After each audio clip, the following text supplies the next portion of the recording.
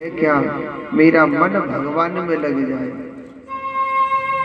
भगवान ऐसे किसी को प्राप्त नहीं होंगे। अगर दिल से आप भगवान को पाना चाहते हैं, वो ऐसे ही नहीं मिलेगा। अगर आप भगवान को दिल से पाना चाहते हो, वो ऐसे नहीं मिलेगा। आपको भगवान के नाम का जप करना चाहिए। किसी ने पूछा था,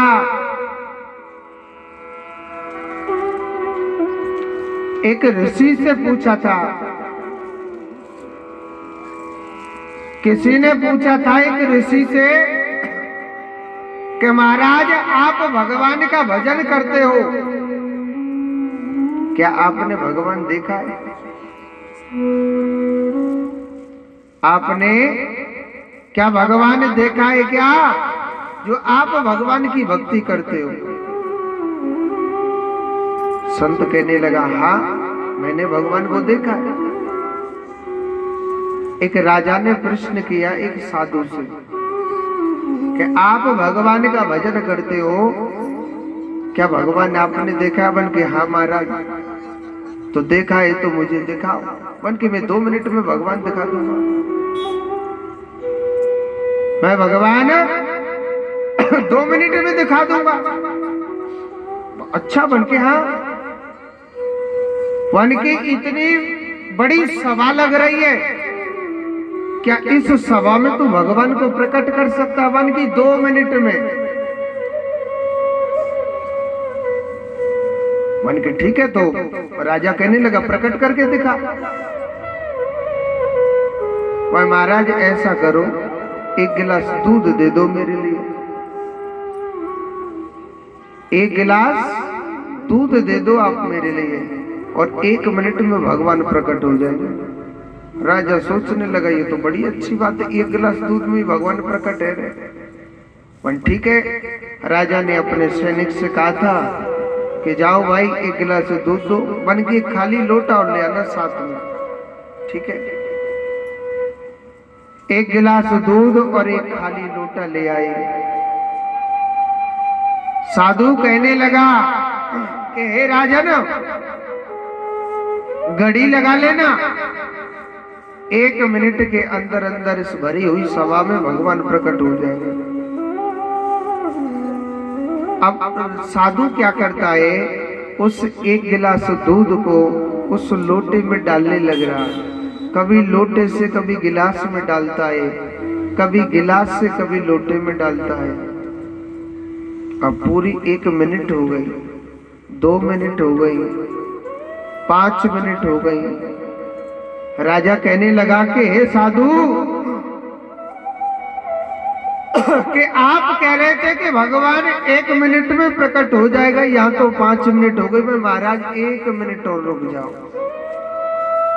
इस दूध में बता रहा है कि अभी 1 मिनट और लगेगी अभी भगवान को आने में। ठीक है, इंतजार किया, आधा घंटा हो गया, फिर दोबारा भी, मगर भगवान नहीं आया। संत कहने लगा, राजा कहने लगा कि हे साधु, कहां तो तेरा भगवान 1 मिनट में आ रहा, वो फिर भी नहीं आया। आधा घंटा हो गया है। महाराज थोड़ी सी देर और रुक जाओ ना, मैं भगवान को तुम सबके सामने प्रकट करने वाला हूं। तीसरी बार भी 1 घंटा हो गया, पर फिर भी भगवान नहीं आया। मन की तो ये कर क्या रहा है कि इस दूध को खाली लोटा में डालता है, कभी लोटा के दूध को कभी गिलास में डालता है। वन के महाराज, मैं इस दूध में से मक्खन निकालने लग रहा हूं, इस दूध में से माखन निकाल रहा हूं। तो राजा कहने लगा, अरे साधु तू कितना मूर्ख है, दूध से कभी मक्खन निकलता है क्या? सबसे पहले दूध को जमाया जाता है, फिर उस दही को मथा जाता है और उसमें गरम कभी ठंडा पानी डालने से तब माखन निकलता है। तो साधु कहने लगा, मूर्ख मैं नहीं हूं, मूर्ख हम आप सब चाहते हैं कि भगवान हमारी कोठी बना दे। 2 दिन अगरबत्ती लगा देते हैं, सब क्या चाहते हैं कि भगवान हमारा ये बना दे, वो बना दे, वो बना दे। हम लोग भगवान को स्वार्थ भाव से पूजते। सबको मालूम है, मगर मनुष्य आंखें खोल करके अंधा हो रहा है। सबको मालूम है कि मेरा वक्त जरूर आएगा मरने का, मगर पता नहीं कब किसका समय आ जाए वहां से बुलावा। मनुष्य के एक पल में क्या हो जाए ये किसी को नहीं पता होता है। आप अच्छे खासे घर बैठे कथा सुन रहे हैं, पक्की पता है कि आप अपने घर पहुंच सकते हो, ये पल भर का नहीं पता। जानते सबे मगर सोचता कोई नहीं। ये भी सब जानते हैं कि किसी के लिए कितना भी कर लेना, चाहे सगा बेटा ही क्यों ना हो, वो भी भलाई नहीं देता है। सगा बेटा क्यों ना हो, 1 रुपया दूसरे ज्यादा दे दियो ना, वही ताने मारे में लग जाओ। भाई के पास खा ले, भाई को दे दिए सबरे रुपया, यहाँ का ही रोटी खा रहा हमारे पास, तेरो तो वही ते प्यारे हम ते कछु है। ताना मारता है कि नहीं मारता? अगर सगा बेटा तक भलाई तक नहीं देता है, तो वही कपिल भगवान कहने लगे, मैया भगवान का मन भजन में ऐसे नहीं लगता है। उसके लिए बड़ा बड़ा जप करना पड़ता है, बड़ी बड़ी पूजा करनी पड़ती है। भगवान के लिए दही की तरह मन जमाया जाता है, मन भक्ति में लगाया जाता है। उसमें गरम और ठंडा पानी क्या है? गरम ठंडा पानी है, मेरे कृष्ण के लिए रोया जाता है। और वास्तव में अगर आप भगवान के लिए रोगे ना, मेरा कृष्ण तुम्हारे लिए जरूर जरूर जरूर रोएगा। अन्यथा संसार में आप किसी के भी आगे रो लो, ये दुनिया बड़ी स्वार्थ की है। आपकी दुख को और रो करके पूछ लेगी और हंस करके उड़ा देगी कि फलाने के घर में ऐसा हो रहा। ऐसा ये संसार है। देवहूति माता को जब धर्म मोक्ष की बातें बताई तो देवहूति माता के हृदय के जो ज्ञान के पटे वो खुल जाते हैं। देवहूति माता ने अपना मन प्रभु भक्ति में लगाया था, मेरे गोविंद की भक्ति में लगाया। वृंदावन बिहारी लाल की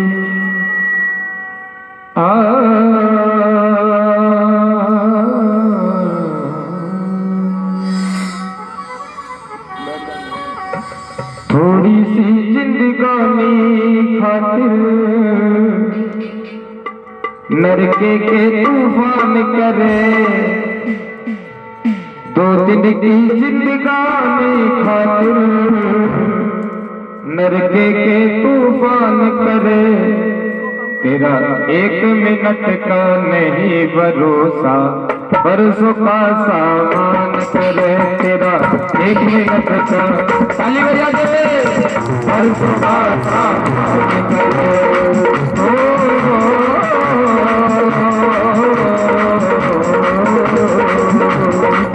परसों का सामान करे, परसों का सामान करे, परसों का सामान करे भाई, परसों का सामान करे। 2 दिन के जिंदगानी खातिर परसों का सामान करे। 2 दिन के जिंदगानी खातिर परसों का सामान करे। ताली बजाओ।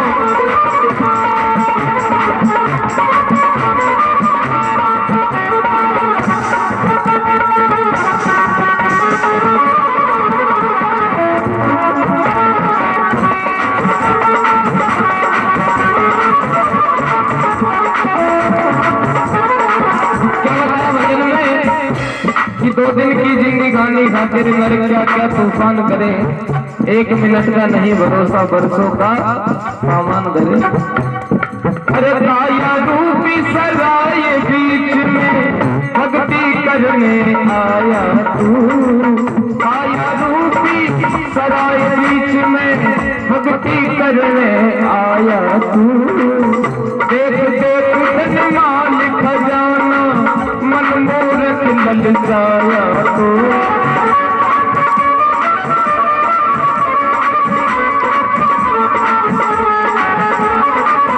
जोड़ जोड़ बने बेड़ा कर लिया करोड़पति कहलाया तू। जोड़ जोड़ बने बेड़ा कर लिया करोड़पति कहलाया तू। अरे जोड़ जोड़ बन बेड़ा कर लिया ना खर्च ना दान करे। जोड़ जोड़ बन बेड़ा कर लिया ना खर्च ना दान करे। तेरा 1 मिनट का नहीं भरोसा बरसों का सामान। ताली बजा के 1 मिनट का नहीं भरोसा बरसों का सामान करे। वृंदावती हरि लाल की जय।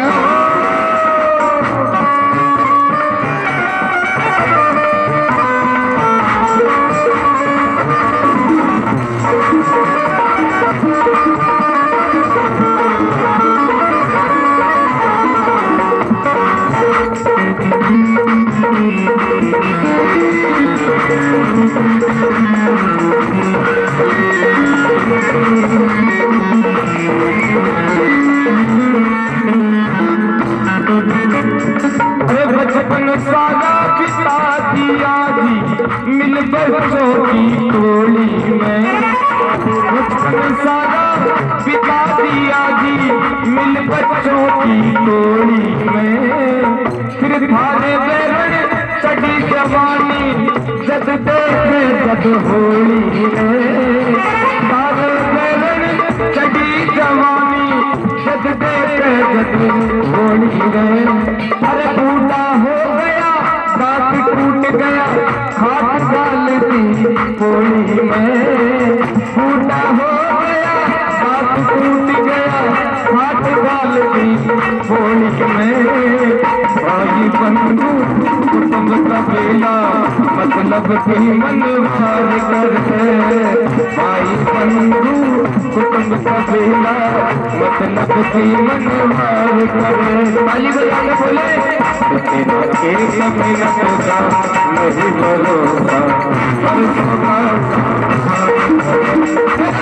1 मिनट का नहीं भरोसा बरसों का सामान करे।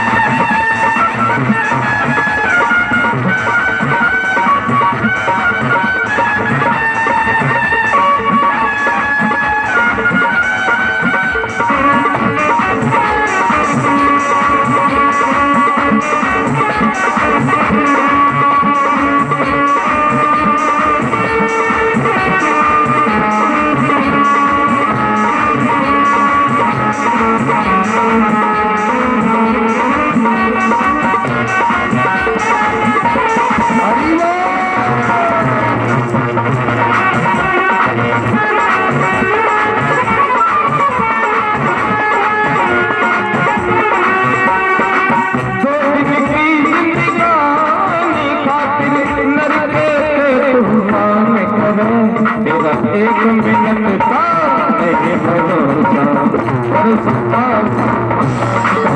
तेरा 1 मिनट का भरोसा बरसों का सामान करे। तेरा मेरा मेरा मेरा मेरा मेरा मेरा मेरा मेरा दूसरी वाला मेरा मेरा मेरा मेरा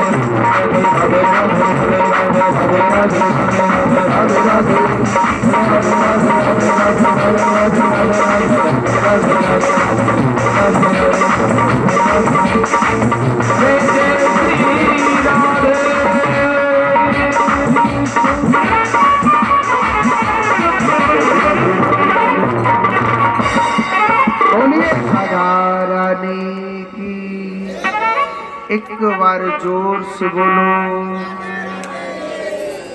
एक बार और बोल दो, एक बार और बोल दो। तो आज देखो इसी देवहूति माता ने अपना चित्त जो मने वो भगवान में लगाया। आगे की जो कथा आती है वो बड़ी सुंदर आती है। कहते हैं कि भागवत कथा के कुछ कुछ ऐसे प्रसंग हैं जिन प्रसंगों को सुनने से पूरी भागवत का फल मिल जाता है। ये वही प्रसंग आ रहा है। कहते हैं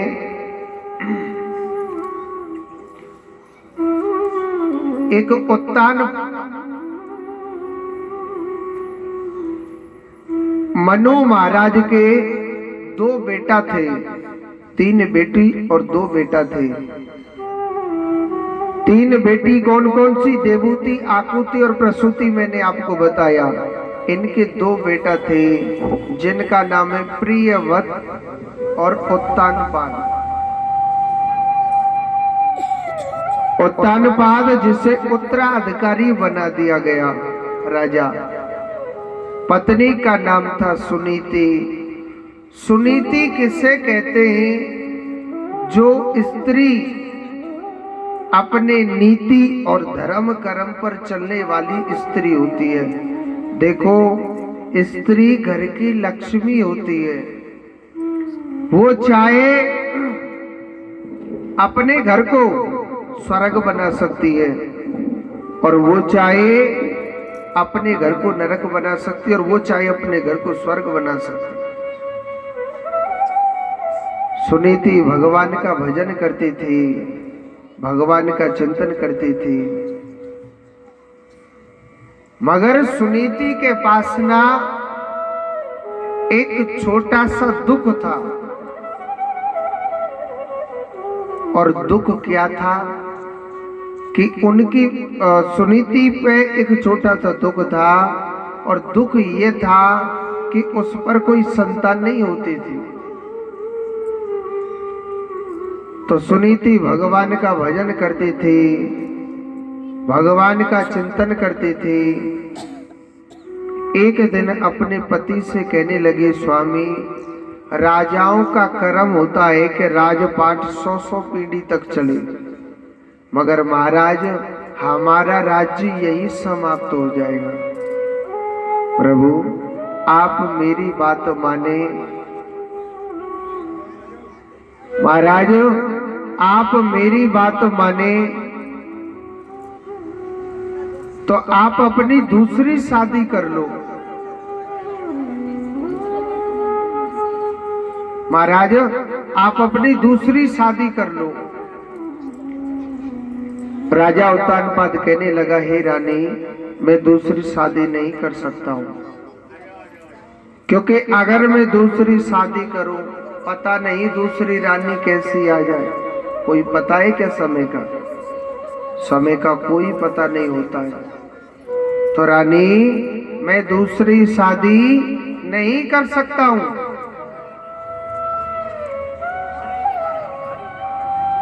जिद पड़ गए थे, रानी सुनीति जिद पड़ गई। तो रानी सुनीति के कहने से राजा उत्तानपाद अपना दूसरा विवाह कर लेते हैं और जिस रानी का नाम है सुरुचि। सुरुचि किसे कहते हैं? जो स्त्री अपने आप को ज्यादा सुंदर समझने वाली,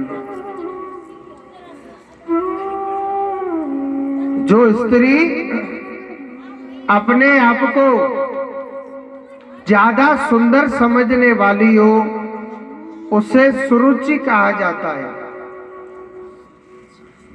राजा उत्तानपाद ने दूसरा विवाह किया रानी सुरुचि से। नाते में बड़ी रानी, बड़ी बहनी तो लगेगी सुनीति। तो पूजा की थाली लेकर के दरवाजे पर खड़ी हो रही है कि मेरे पति ना दूसरा विवाह करके आ रहे, तो स्वागत करूं मैं।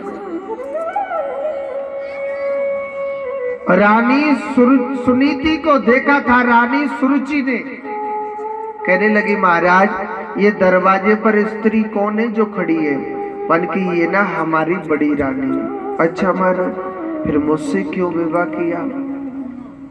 और सुनो, आपने जब मुझसे विवाह किया है तो इस रानी को घर से बाहर भगाओ, तो ही मैं आपके घर में आऊंगी। समय की बलिहारी बड़ी विचित्र होती है। रानी सुनीति के जीवन में ऐसा बुरा वक्त आया कि उसके पति ने अपनी पत्नी का परित्याग कर दिया था। और ये बड़े दुख की बात होती है कि एक पति अपनी पत्नी का परित्याग कर देता है तो संसार के ताने, न जाने कैसे कैसे ताने दुनिया मारती है।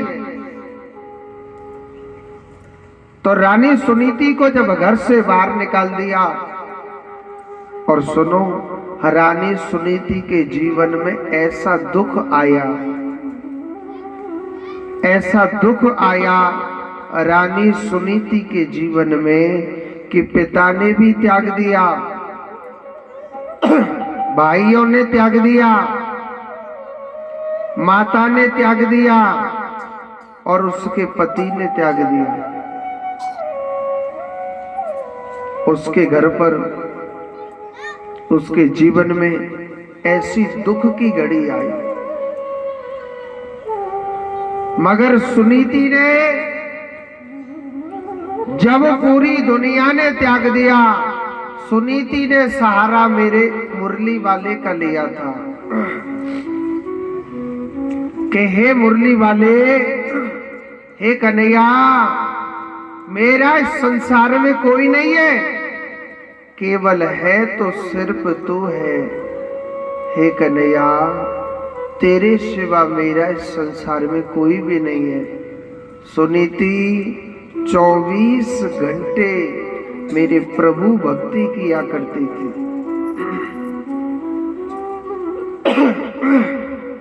और एक बात मैं आपको बताता हूं, अगर मनुष्य सत्य की राह पर चलता है ना, भगवान किसी को गिरने नहीं देगा। अगर सत्य की राह पर चलने वाला हो, अपने मन में अगर सत्य की राह पर चलने वाला हो, भगवान कभी किसी को गिरने नहीं देगा। ये मत सोचना कि भगवान कभी नहीं सुनता है, जरूर सुनता है, मगर मन में सत्य होना चाहिए, पाप छल नहीं भरा हुआ होना चाहिए। और अगर दिल से मेरे भगवान के रास्ते पर, अगर आप सत्य के रास्ते पर चलते हो ना, आपकी जरूर जरूर जीत होगी। ऐसी बात नहीं कि जीत नहीं होगी। ये मैंने स्वयं आजमाई हुई कथा है। ये आपके राजस्थान में जितने भी जिले बने ना, आप सबके आशीर्वाद से मेरी हर जगह कथा हो गई है। मैं अपनी स्वयं कथा सुनाता हूं। ऐसे नहीं है कि एक एक कथा, चाहे जैसलमेर हो, चाहे बाड़मेर हो, चाहे जोधपुर हो, चाहे बीकानेर, कोई सा भी जिला हो, आप YouTube पर सुन सकते हो। हर जगह की, हर जिले की, हर तहसील की, राजस्थान में जितने भी बने हुए हैं। आपके छोटा सा ये खेतड़ी शहर है ना, इसमें भी 5 कथाएं, ये चौथी चल रही है। 5वीं ग्राउंड में है मेरी कथा, जो रोड पर बना हुआ है। ये चौथी कथा चल रही है। मगर एक दिन, आज से 5 साल पहले, मैं भी मन में सोच रहा कि भाई हम दुनिया में कथा सुनाते, ठीक है, हमारा कर्म है, ज्ञान की गंगा बरसाना ये मेरा कर्म है। मैं भी तो कोई ऐसा कर्म करूं कि हमारी जीवन में एक अमर कहानी बने।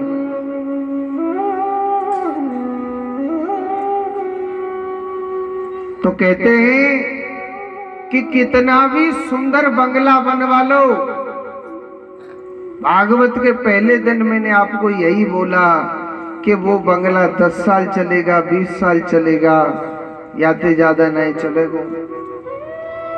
और इस दुनिया में एक से एक सुंदर बंगला बन रहे हैं, हमारा बंगला कुछ नहीं है। मन में विचार आया, सोचने लगा मैं ऐसा कौन सा कर्म करूं कि मैं भी एक जीवन में एक अमर कहानी सी भी बनाऊं। देखो,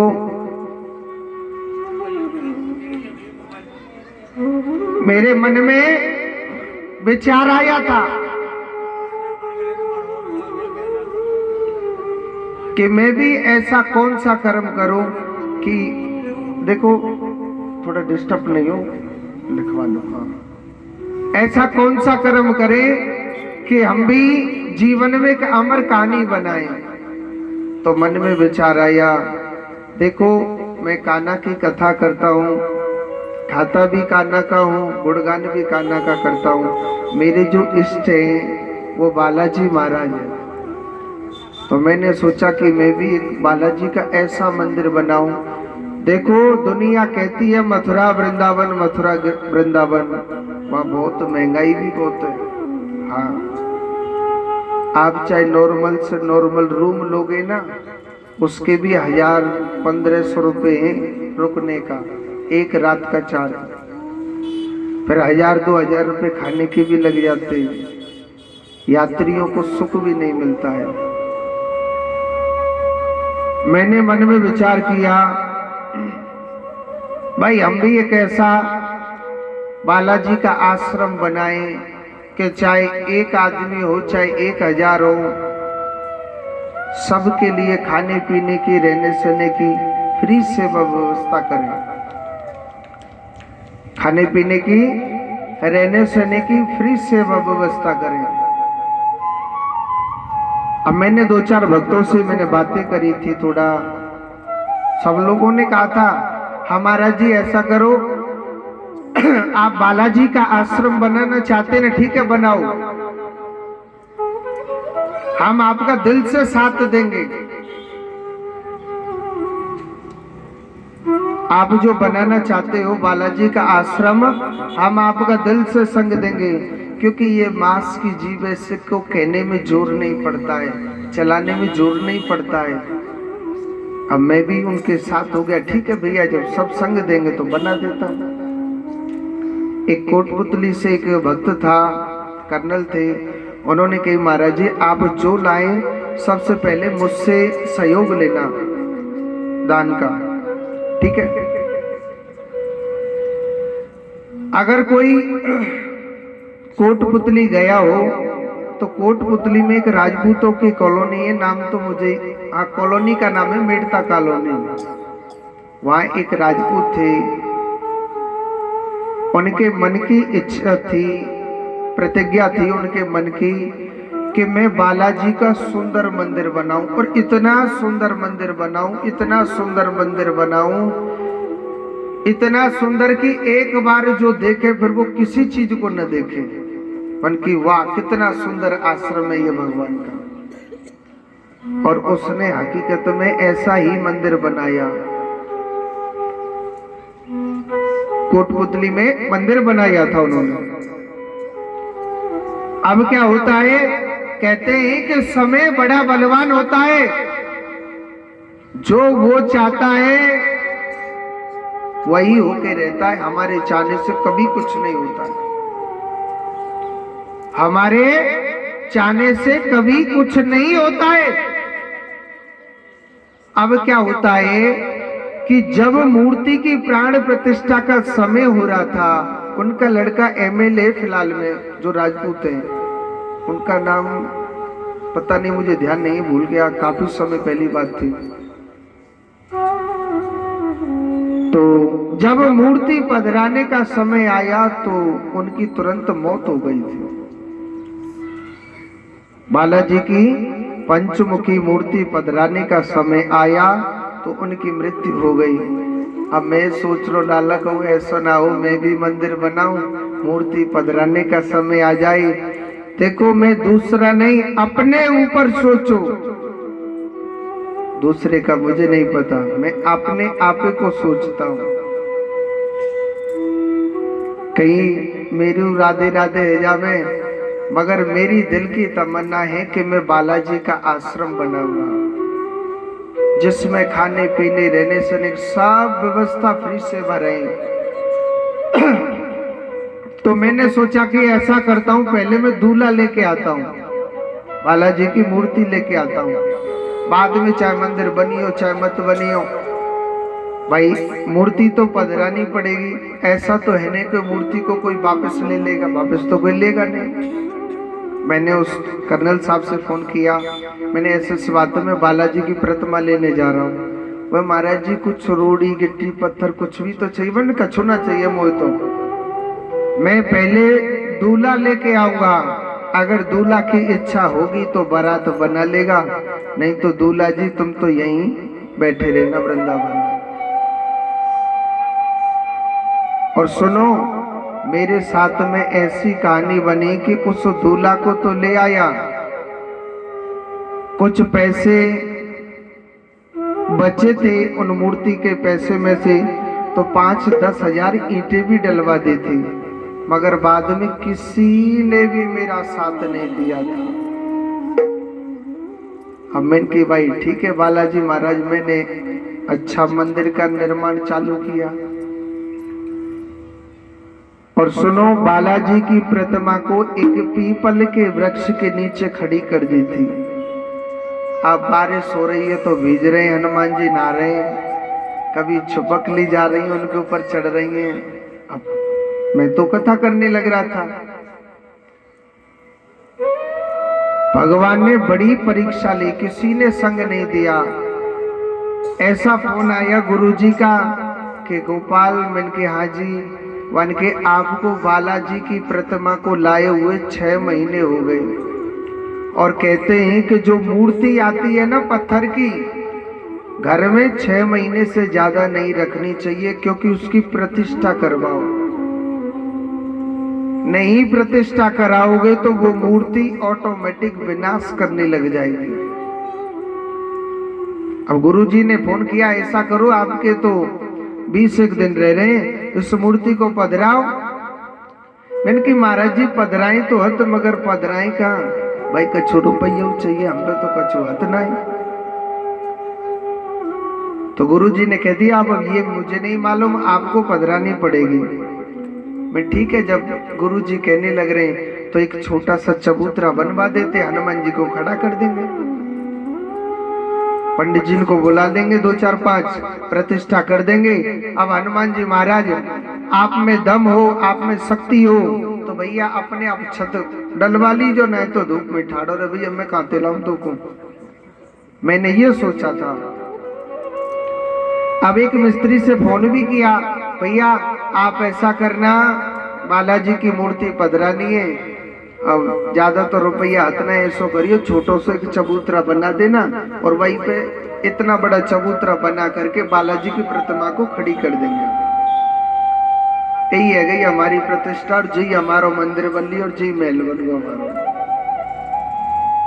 अब उसको भगवान जाने, जन उल्टी सुनाई पड़ी, जन क्या हुआ ये तो वो ही जाने, या ऊपर वाला जाने। वाने का करो, एक थोड़ा बड़ा सा चबूतरा बनाया, और उसके बीच में से कोठड़ी से बनू के कंप्लीट कर दी। अच्छा, मैं 5-7 दिन बाद पहुंचने वाला था, मैंने कही मेरी बेरोड में कथा चल रही है, फिर मैं आ रहा हूं। तो मैंने वहां देखा था कि मैंने भाई ये कोठड़ी किसने बनाने के लिए बोला, मैंने कि यहाँ 8-10 हजार ईंट पड़ी, तू तो आराम से लगाता जा रहा। मैंने कि ये किसने बनाने के, मैंने महाराज आप ही तो कह रहे थे कि चबूतरा बना करके और एक कोठड़ी सी बना देना। मैं समझ गया, हनुमान जी लठ से बनवा ली कोठड़ी, ठीक है जैसी तुम्हारी इच्छा। अब ये क्या है, फेसबुक वगैरह चल रहे हैं, एक हमने भी ऊपर चढ़ा दिया कि 3 मार्च को बालाजी महाराज के प्राण प्रतिष्ठा है, और अगर कोई आना चाहे तो आ सकता है। अब एक माता का फोन आया बन के महाराज जी में आज ही आप बालाजी की प्राण प्रतिष्ठा कर रहे हैं। हाँ मैया, तो आप तो वहां भंडारा भी करोगे?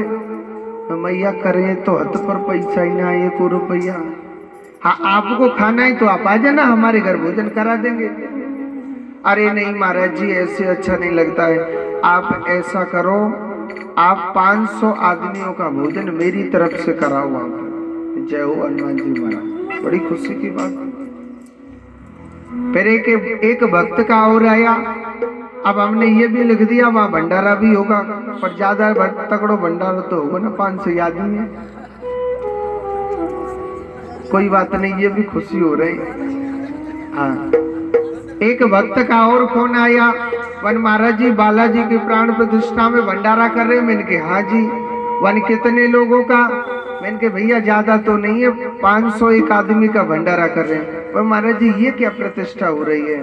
ऐसा करो 1000 का मेरी तरफ से करो। यानी मैं सोच नहीं सकता था, जो कहते हैं ना दिल में सत्य होना चाहिए, सत्य भाव होगा जीत जरूर होगी। नाना करते करते वह 5000 आदमियों का विशाल भंडारा हुआ था। और ऐसी प्रभु की लीला रची, दूसरे दिन ऐसी बारिश हुई जितनी दीवार खड़ी थी सब नीचे गिर गई, क्योंकि हमको मालूम नहीं था कि एक साथ मिट्टी डाला देते तो दीवार फट जाती है। ऐसी दूसरे दिन बारिश हुई, मैं तो और टेंशन में चला गया। हे हनुमान जी इतना सुंदर भंडारा किया, जैसे तैसे तेरी कोठड़ी खड़ी करी, ये आपने क्या किया उल्टी दी? मैंने कहा अब ठीक है, अब तू धूप में ठाड़ो रही जाओ। हाँ अरे हमने तो ऊपर से टीम नहीं होती है वो सीमेंट वाली, उसमें बिठा रखे थे हनुमान जी को, मगर हनुमान जी को अच्छा नहीं लग रहा था। उसके बाद कहते हैं ना जो करे भगवान अच्छो करे, ये भगवान का कुछ न कुछ राज था। ऐसी हमारी कथा कराई बालाजी ने, ऐसी वहां पर कार्य किए, मैं नहीं सोच सकता था। वो दीवारें टूटी भले के लिए टूटी, उसके बाद में साथ दिया था भक्तों ने। वहाँ राम मंदिर का निर्माण हुआ, वहाँ राधा कृष्ण के मंदिर का निर्माण हुआ, वहाँ शंकर जी के मंदिर का निर्माण हुआ। वहाँ पर हमारे यहाँ की एक सांसद है, आपने जानते तो सभी, हेमा मालिनी, जिन्होंने हमारे लिए बालाजी के मंदिर के लिए एक रेलवे स्टेशन भी बनवाया कि महाराज जो भक्त लोग हैं भाई पैसे वाले तो अपनी अपनी गाड़ियों से इतराते इतराते पहुंच जाते हैं, मगर गरीब लोग कैसे पहुंचेंगे वहां? तो अलवर से 3 ट्रेन जाती हैं, शाम को 2 बजे, दोपहर को 2 बजे, शाम को 5 बजे, शाम को 7 बजे, ये तीनों ट्रेन जाती हैं। गोवर्धन जो गिरिराज जी की परिक्रमा है उसमें राधा कुंड आता है। राधा कुंड रेलवे स्टेशन अभी 3 साल हुए हैं, अभी उसका निर्माण हुए, ट्रेन रुकती है अभी भी। यानी गिरिराज जी की परिक्रमा में राधा कुंड आता है। राधा कुंड रेलवे स्टेशन के सामने, किसी से भी पूछ लेना, इच्छा पूर्ण बालाजी धाम आश्रम का है। ये भी भूल जाते हो, आजकल यूट्यूब दुनिया चलाती है। हमारी ये जो कथा चल रही है ना, ये आपकी वैसे लाइव प्रोग्राम चल रहा है, आप अपने यूट्यूब पर देख सकते हो, गोपाल दीक्षित जी महाराज के नाम से। तो कहते हैं कि जितनी भी ये कथाएं चल रही हैं, नीचे लिखा रहता है हेडिंग में कि ये इच्छा पूर्ण बालाजी धाम आश्रम कहाँ है, कौन सी जगह है। तो अगर कोई भी मथुरा वृंदावन घूमने के लिए जाना चाहता है, कोई सोचे हम कहाँ रुकेंगे, कैसे रुकेंगे, चाहे आप 1 आदमी है, चाहे 1000 है, चाहे 10,000 है, जितने भी हैं, खाने पीने की, रहने सहने की फ्री सेवा व्यवस्था। गिरिराज जी की परिक्रमा में राधा कुंड आता है। राधा कुंड रेलवे स्टेशन के सामने इच्छा पूर्ण बालाजी धाम आश्रम। राधा कुंड रेलवे स्टेशन इच्छा पूर्ण बालाजी आश्रम के लिए ही बनाए। बाहर निकलो वो मंदिर है सामने, तो कोई भी आना चाहे तो आ सकता है। कहते हैं ये इसलिए बताया है कि मन में सत्य होना चाहिए। सत्य होगा तो जीत जरूर होगी, और जिसमें असत्य छुपा है वो कभी नहीं जीत सकता है। जो मैं ना सोच सका वह वो कार्य हुए थे। और बालाजी महाराज कलयुग के बड़े चमत्कारी हैं, जीत करने वाले भी। बोलो बालाजी महाराज जी की जय। कहते हैं कि दुनिया चले ना श्री राम के बिना, पर राम जी चले ना हनुमान के बिना। आइए मिलके एक भजन बालाजी महाराज के चरणों में। उठे तो बोले राम, बैठे तो बोले राम, उठे तो बोले राम, बैठे तो बोले, आवे तो बोले राम, जावे तो बोले राम। तो जोर से बोलो फिर। दीवाना राम नाम का, लगे दीवाना राम नाम, दीवाना राम नाम का, दीवाना राम नाम का। एक बार एक हाथ उठाओ सभी मिलके, जो नाचेंगे। हाँ, अरे दीवाना राम नाम का, दीवाना दीवाना राम नाम का, दीवाना राम नाम का।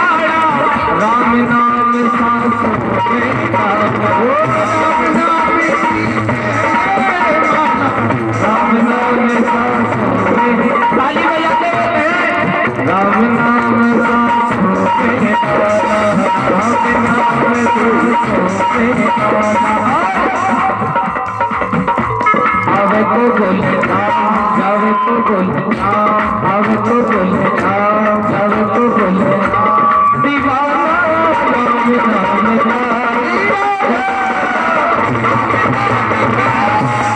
राम नाम का, दीवाना राम नाम का। बोलो बांके बिहारी लाल की जय हो।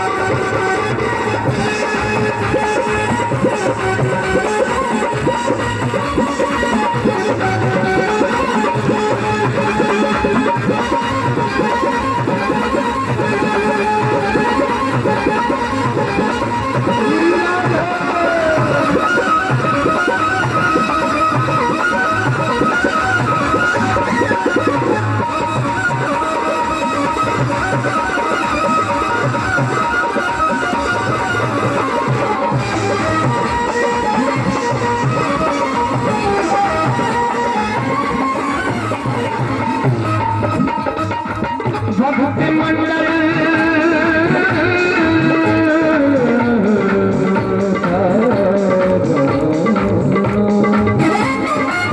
भक्ति मंडल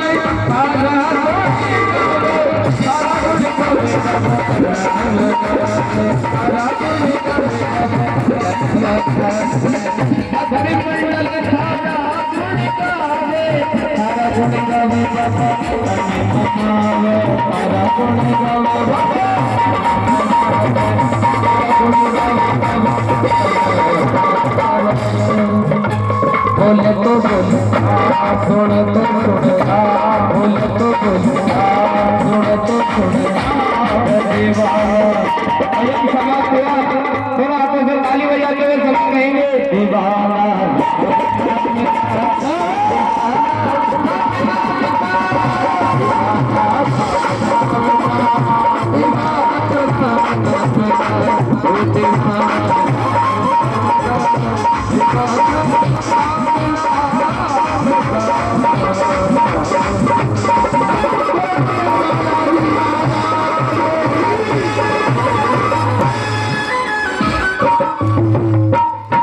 बोलिए बालाजी महाराज की। एक बार जोर से बोलो और एक छोटी सी बात बोलो।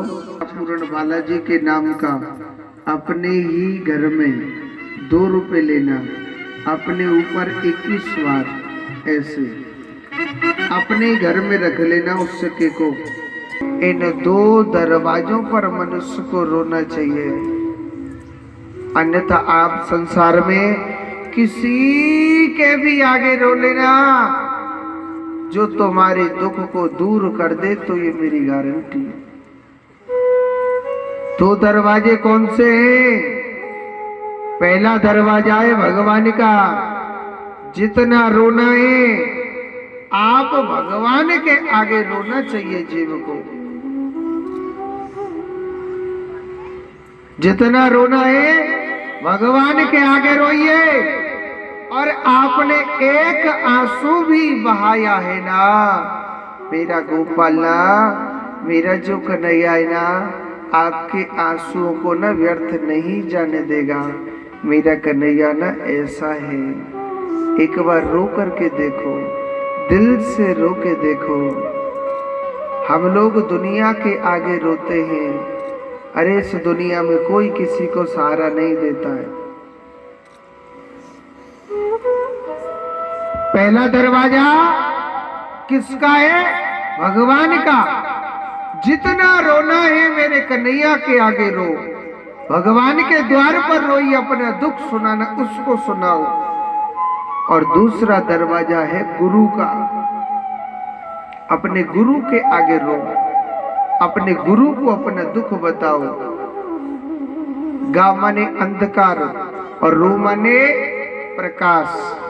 अंधकार से प्रकाश रूपी परमात्मा से सिर्फ गुरु ही मिला सकता है।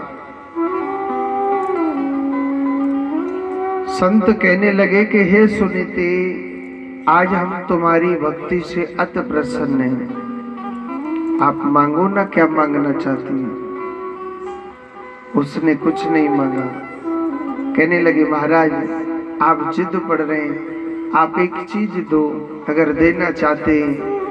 इस संसार से महाराज मेरा पेट भर गया। वो मुरली वाले से कहो ना महाराज, अब मुझे संसार में रहने की इच्छा नहीं है, वो अपने पास बुला ले प्रभु। ऐसे आशीर्वाद दो ना।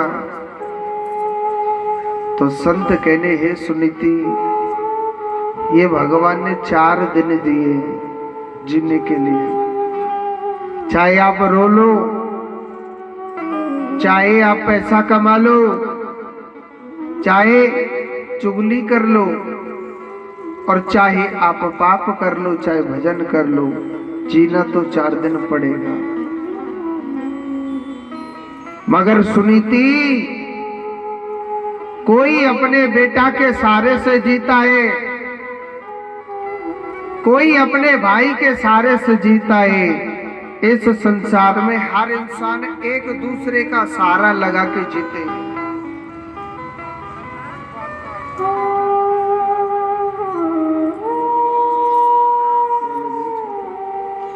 कोई अपने बेटा के सहारे से जीता है, कोई किसी के सहारे से। हर इंसान को जीना तो पड़ेगा। बेटा की बात आई तो सुनीति ने पता है क्या मांगा? महाराज, मेरे पति ने दूसरी शादी करी है महाराज, आप ऐसी कोई कृपा करो ना महाराज, मेरी छोटी बहन पे ना बेटा होना चाहिए महाराज। उस रानी पे क्या होना चाहिए? बेटा होना चाहिए। संत कहने लगे, हे सुनीति, तेरे हृदय में कितनी करुणा है। जिस छोटी रानी ने तुझे घर से बेघर कर दिया, मगर तू फिर भी उसके लिए चाहती है कि उसका घर बसे। आप कहती हैं तो बेटा होगा, अभी तो कुछ मांगो। उसने कुछ नहीं मांगा, क्योंकि मांगना तो एक धोखा है, और भगवान से कभी मांगना नहीं चाहिए। ये जो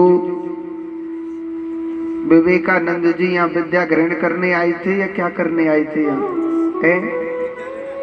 विद्या ग्रहण करने। विवेकानंद जी महाराज काली माता के बड़े परम भक्त थे, आपने सुना हो। और जब उनकी मृत्यु का समय आया तो पता है उनके क्या हो गया था? ब्लड कैंसर हो गया था। ब्लड कैंसर हो गया था। तो दुनिया वाले पता है क्या कहते थे? कि आप काली माता के बड़े भक्त हैं। कितने बड़े भक्त पता है? काली माता को सामने बिठाते और वो भोजन कराते थे अपने हाथों से काली माता को, और तब वो भोजन करते थे, उनका नियम था।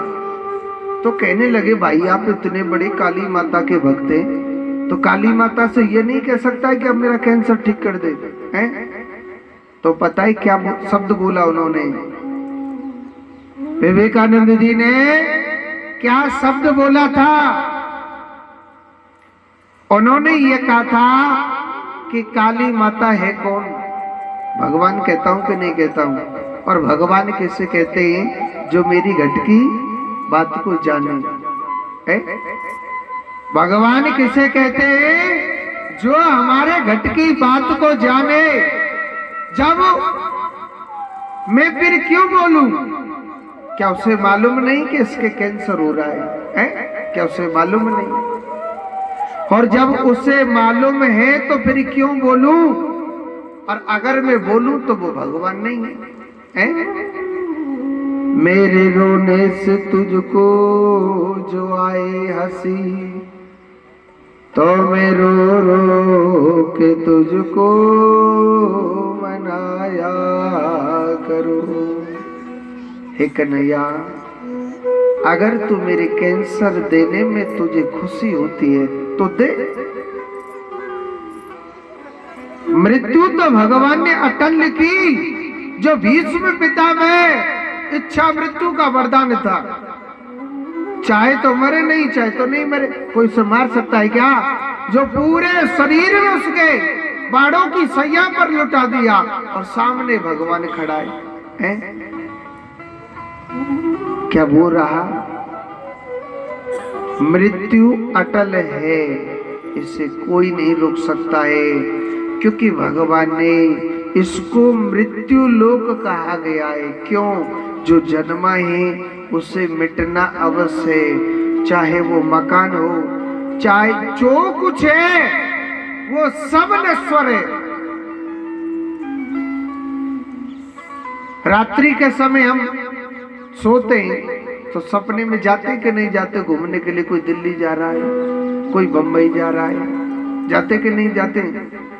मैया कुर्सी पे धरी का है, घूमने जावे कि नहीं जावे? सपने में सोते समय जाती है, पर बोलेगी ना, बतावेगी कि नहीं बतावेगी? ना बतावेगी, कह रही मैया मैं तो कौन है बताओ। मगर जाते हैं कि नहीं जाते घूमने के लिए?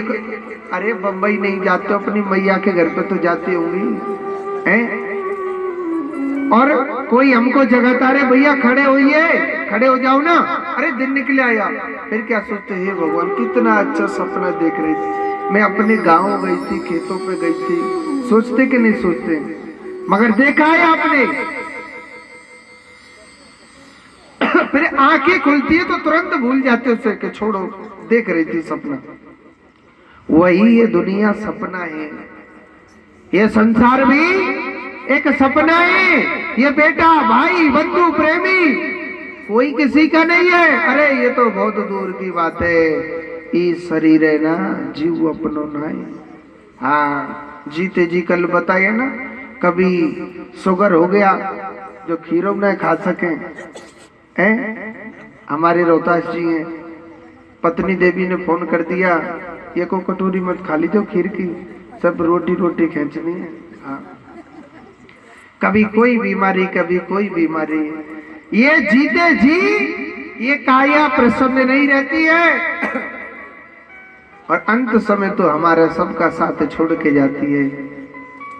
अगर मेरे मुरली वाले का चिंतन करोगे, भजन करोगे, क्योंकि मेरा मुरली वाला ना, मेरा कन्हैया है ना, वो बहुत कृपालु है।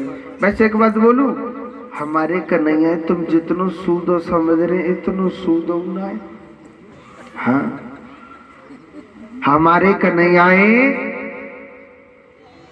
तुम जितनो सूदो समझ रहे ना इतनो सूदो ना है। वृंदावन कौन कौन गया इन्हें हाथ ऊपर करके बताओ। सब गए? बांके बिहारी के दर्शन करे मैया?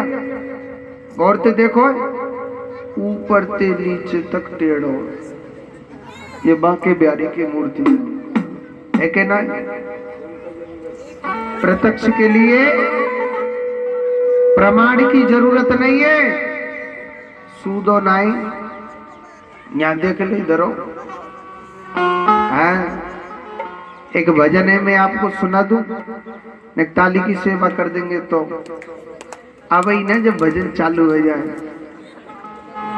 हर तू टेढ़ो तेरी टेढ़ी रे नजरिया, तू टेढ़ो तेरी टेढ़ी रे नजरिया, तू टेढ़ो हाँ तू टेढ़ो तेरी टेढ़ी रे नजरिया, तू टेढ़ो तेरी टेढ़ी रे नजरिया, टेढ़ी रे नजरिया काना टेढ़ी रे नजरिया, टेढ़ी रे नजरिया काना टेढ़ी रे नजरिया, तू टेढ़ो तेरी टेढ़ी रे नजरिया, तू टेढ़ो तेरी टेढ़ी रे नजरिया। हरि बोल,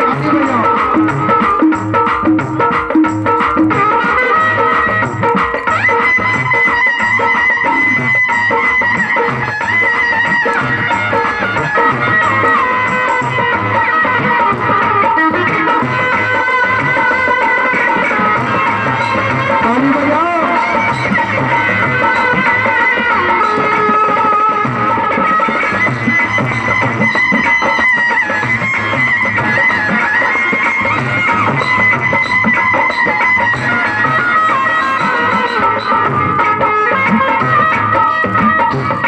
कन्हैया को काका टेढ़ो, ध्यान से सुनियो।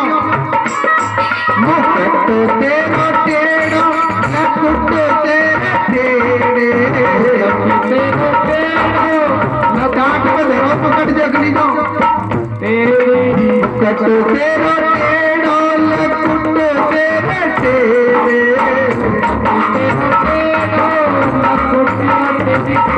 हाँ टेढ़ी है एक बांस की मुरलिया, टेढ़ी है एक बांस की मुरलिया।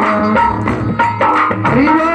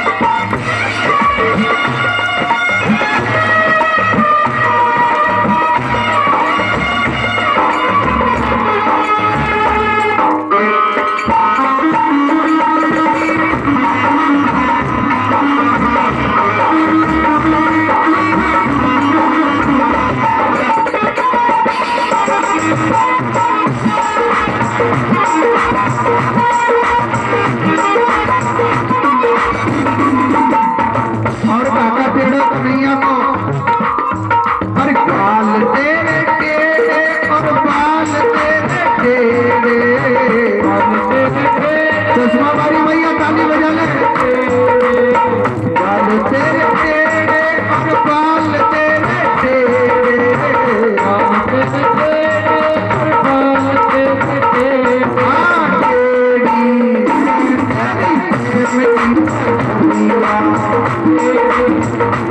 हरि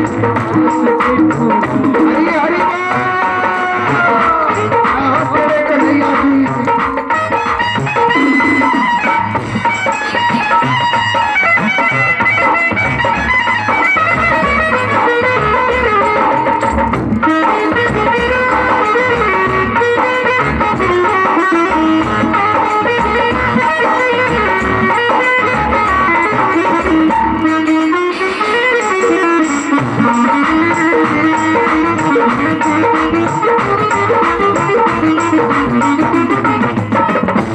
और कन्हैया को टेढ़ो, अरे गैया तेरी टेढ़ी और बंदर तेरे टेढ़े, और बंदर तेरे टेढ़े। एक छोटी सी बात बताओ, वृंदावन के तो बंदरों सूदे नाए, हाँ जो बहुत टेढ़े हैं। एक बात बताता हूँ, हाँ यही की बात बताऊंगा मैया। पहले कोई माता वृंदावन घूमने के लिए जाती थी ना, तो वो पर्सन ने टांग के ले जानती, मैया इतराती वही जानती ना, मलुक बन के जानती, तो वह पर्सन ने टांग के ले जानती। तो बंदर पतो का करते, बिन मैयन के पर्सन ने लेके भाग जानते। हाँ अगर मैया कछु खावे को दे देगी तो तुम्हारो पर्स वापस मिल जावेगो, नहीं तो पर्स पतो ना कौन की छत पे राम जी की कृपा है जाए। हाँ अब मैया बड़ी चालाक है गई है, वह पर्स टांग के तो ले जाए इतराती भाई, वहां में धर के कछु न ले जाऊं। हाँ अब बंदर लेके भाग जावे तो भाग जा। हाँ बंदर सोच रहे लाला ऐसे तो भूखे मर जाएंगे हम तो।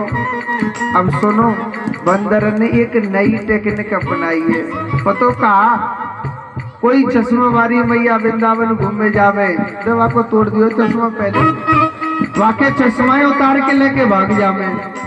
अगर आप वृंदावन जाएं तो अपने चश्मा से सावधान रहियो। हाँ नहीं तो वृंदावन के तो बंदरों सूदे नाए। हाँ अरे गैया तेरी और बंदर तेरे, बंदर तेरे। हाँ सीधी है राधा गुजरिया,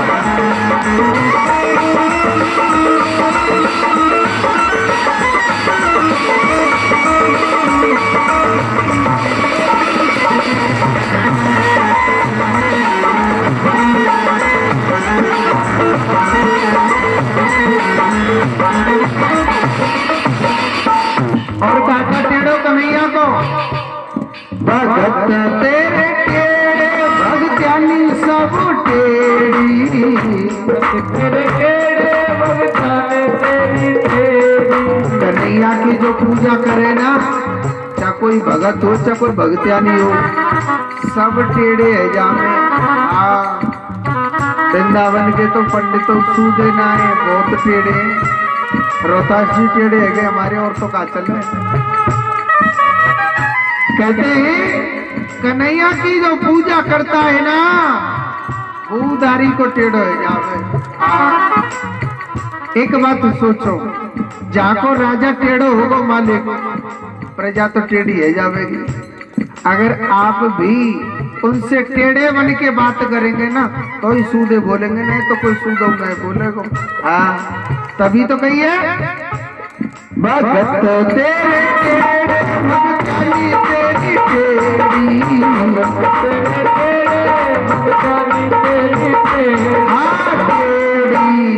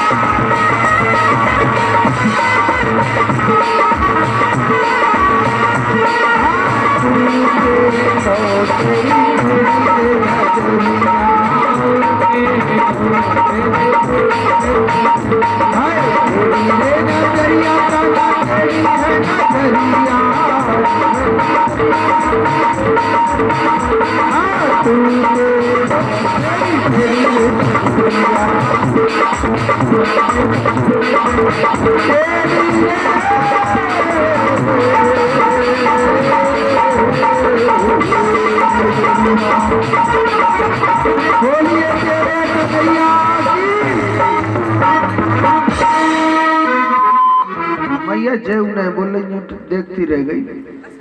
बोलिए कृष्ण कन्हैया लाल की। एक बार जोर से बोलो। कुर्सी पे धरे का ही एक नहीं बोलो, धरे धरे तरावे लग रही है मैया। जोर से बोलो मुझसे राधे राधे।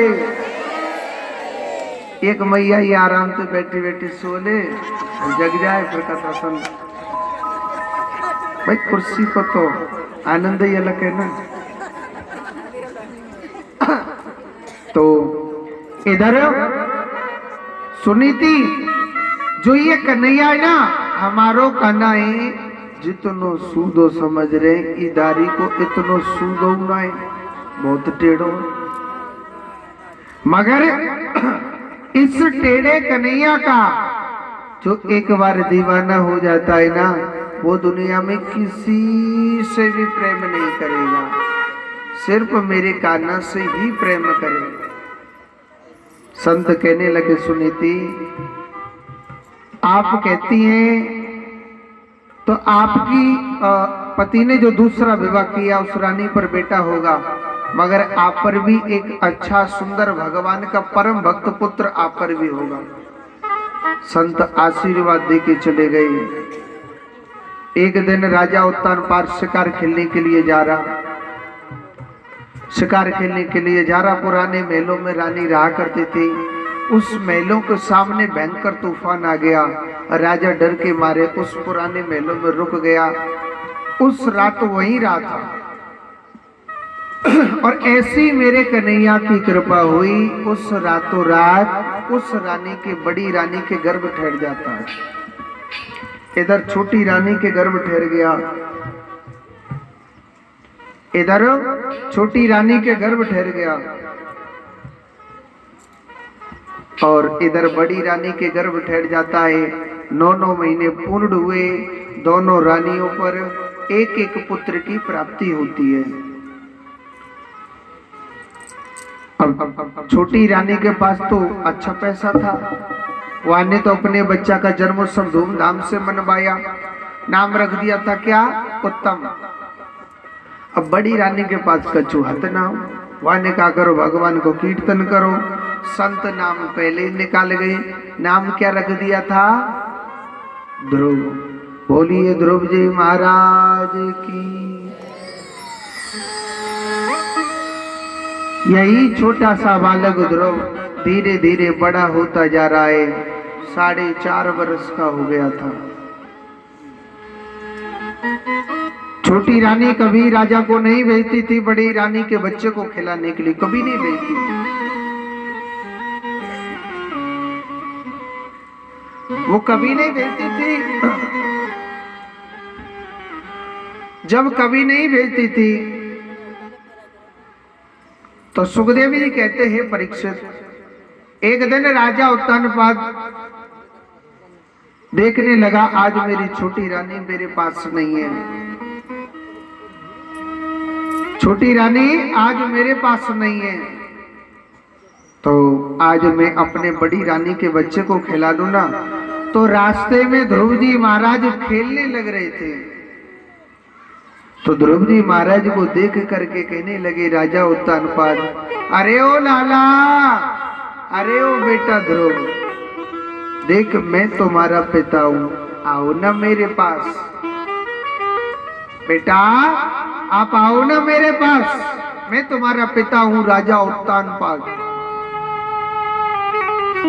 छोटा सा बालक ध्रुव, छोटा सा बालक ध्रुव बड़ा प्रसन्न हो गया कि मैं अपनी मैया की गोदी में रोज खेलूं, मैं कबू अपने पिता की गोदी में न खेला। आज मेरे पिता मुझे बुला रहे हैं, जिसके नन्हे नन्हे पैर हैं, दौड़ा दौड़ा जा रहा है। राजा उत्तानपाद ने उठाया और उस बच्चे को अपने हृदय से लगा लिया। इतना प्रसन्न हो गया,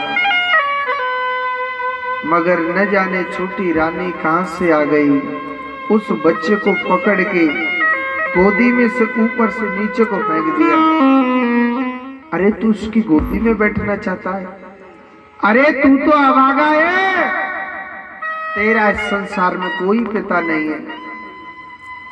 आज छोटे से बच्चे से ऐसे ऐसे कटु वचन बोले कि उसका दिल घायल हो गया।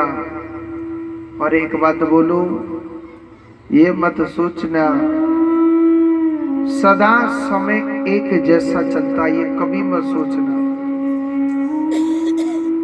ऐसे ऐसे तीर, ऐसे ऐसे वचन बोले। छोटा सा बच्चा रोता बिलखता हुआ अपनी मैया से कहने लगा, ध्रुव जी महाराज कहने लगे, मैया एक बात बता, मेरो पिता कौन है या दुनिया में? मैया सोचने लगी, मेरा बेटा पता नहीं आज कहां से आया है खेल के। मैं कैसे बोलूं कि तेरा पिता तो राजा उत्तानपाद है।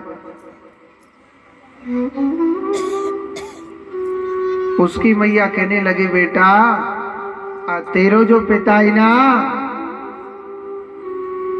तेरो पिता ना भगवान नारायण है तेरो। वो बच्चा कहने लगा, मैया वो नारायण कहाँ मिलता है, मुझे बता ना। वो नारायण कहाँ मिलता है? उसने कही कि बेटा वो नारायण ऐसे नहीं मिलता है, बियाबान जंगल में बड़ी बड़ी कठोर तपस्या करनी पड़ती है। वो ऐसे नहीं मिलेगा हर किसी को, बड़ी बड़ी तपस्या करनी पड़ती है। वो नारायण तब मिलेगा। और सुनो, वो भी कैसी माए,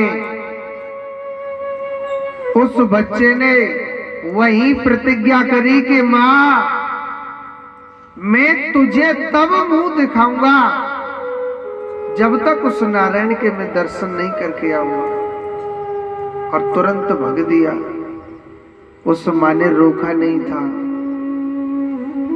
आजकल की कैसी माए, कल बताया ना कि अगर कोई बच्चा भगवान के मंदिर में जाता है या कहीं भगवान का सत्संग होता है, आज की माँ अपने बच्चों को रोकती है ताकि मेरा बच्चा कभी शिक्षित नहीं बने। आजकल की माँ कैसी हो गई? सोते पढ़ो, जगते पढ़ो, चलते पढ़ो, खाते पढ़ो। ऐसी हमारी संतान हो गई जिनके माँ बाप रोडों पर पड़े पड़े रोते हैं। वो संतान कभी नहीं पूछती पिताजी आपके क्या कष्ट है, क्योंकि वो पढ़े लिखे बच्चे, इंटेलिजेंट बच्चे, इतने पढ़े लिखे बच्चे माँ बाप की सेवा करें? नहीं, ऐसे माँ बाप में तो धक्के ही पड़ने चाहिए। आज की ऐसी पढ़ी लिखी संतान, पढ़ाई पढ़ानी चाहिए, ऐसी बात नहीं है नहीं, मगर ये भी पढ़ाई पढ़ानी चाहिए कि माँ बाप की सेवा करने से क्या धर्म मिलता है। मैंने कल बताया कि जिस बेटा ने, जिस बहू ने अगर अपने सास ससुर की सेवा करी है तो तुम्हें भागवत का भी फल मिलेगा। नहीं तो कितनी भी कथा सुन लो, जो तुम्हारी संतान तुम्हारी सेवा कर दे तो मेरी गारंटी है, जिस बहू ने, जिस बेटा ने अपने सास ससुर अपने माँ बाप की सेवा न करी, जिस बहू ने, आप कितनी भी कथा सुन लो, जो तुम्हारी संतान सेवा कर दे तो ये मेरी गारंटी है। आप सोच करके सोचना कि फलाने के बेटा ने अपने माँ बाप की सेवा नहीं करी, उसकी संतान कितनी सेवा कर रही। आप कितनी भी भयंकर पढ़ाई पढ़ा लेना, वो जो कन्हैया है ना, उसकी पढ़ाई इतनी विचित्र है, कह रहे तेरे कागज की सब पढ़ाई फेल हो जाएगी, कागज की सब पढ़ाई फेल हो जाएंगी। जब वो मेरा कन्हैया जब पढ़ाएगा ना तुम्हें, उसकी पढ़ाई बहुत विचित्र है। उसकी इच्छा होती है नौकरी से लगाता है, उसकी इच्छा होती है बढ़ाएगा, उसकी इच्छा होगी तो तुम्हें बर्बाद करेगा, और उसकी इच्छा होगी तो तुम्हें बढ़ाएगा भी। वो कर्म सबसे बड़ा प्रधान होता है। भगवान कर्मों में वास करते हैं, मेरा परमात्मा कभी पाखंडता में वास नहीं करता है। मेरा कृष्ण भगवान पाखंडता में वास नहीं करते। एक बार जोर से बोलो राधे